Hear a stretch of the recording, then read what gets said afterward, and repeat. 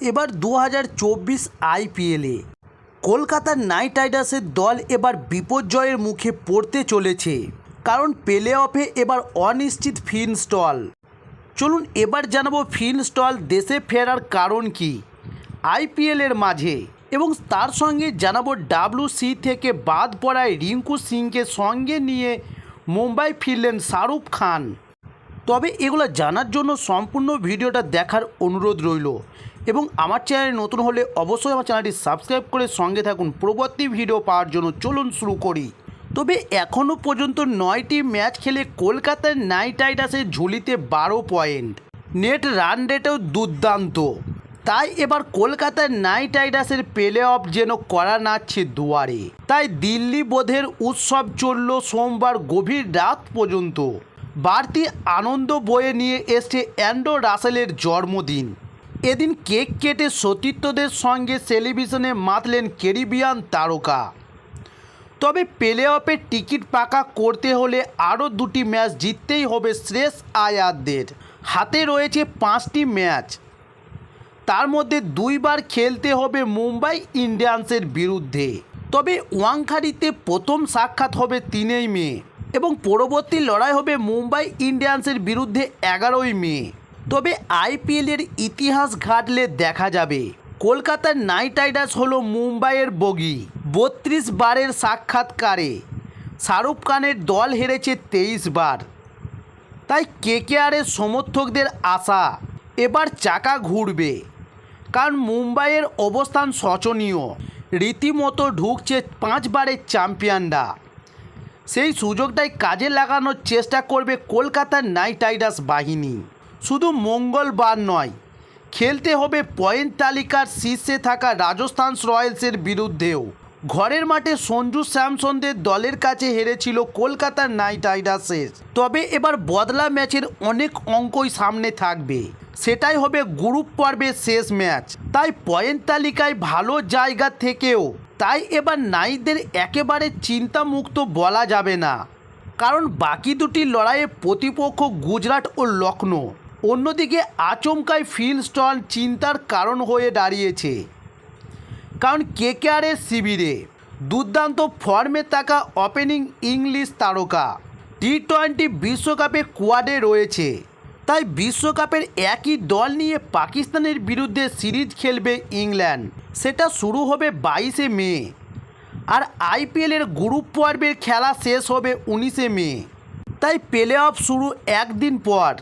তাই দেশে ফিরতে হলে স্টলকে প্লে অফের আগেই বিমান ধরতে হবে।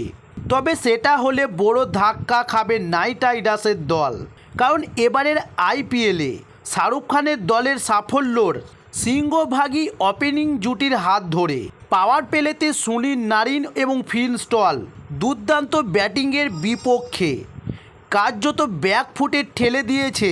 তবে এক আধটা ম্যাচ নয়, একাধিক লড়াইয়েই তারা গড়েছেন জয়ের ভিত। সোমবার ইডেনের দিল্লি ক্যাপিটালসের বিরুদ্ধেও দুর্দান্ত ব্যাটিং করেছেন। 33 বলে 68 রানের ইনিংস খেলে অনুঘটকের কাজ করেছেন ফিন স্টল। তাই এবার ফিন স্টল দেশে ফিরে গেলে অভাব ঢাকা সহজ হবে না কলকাতার নাইট রাইডার্সের। তাই সেক্ষেত্রে রিতিশ রানার চোট সারিয়ে ফেরাটাও এবার জরুরি। তবে কলকাতার নাইট রাইডার্সের দলে ফিন স্টল ছাড়াও কলকাতার নাইট রাইডার্সের দলে উইকেটরক্ষক ব্যাটসম্যান আছে বিদেশি আফগান তারকা রহমান উল্লাহ গুরবাজ। তবে রহমান উল্লাহ গুরবাজকে চলতি আইপিএলে এখনও পর্যন্ত একটি ম্যাচও খেলানো হয়নি।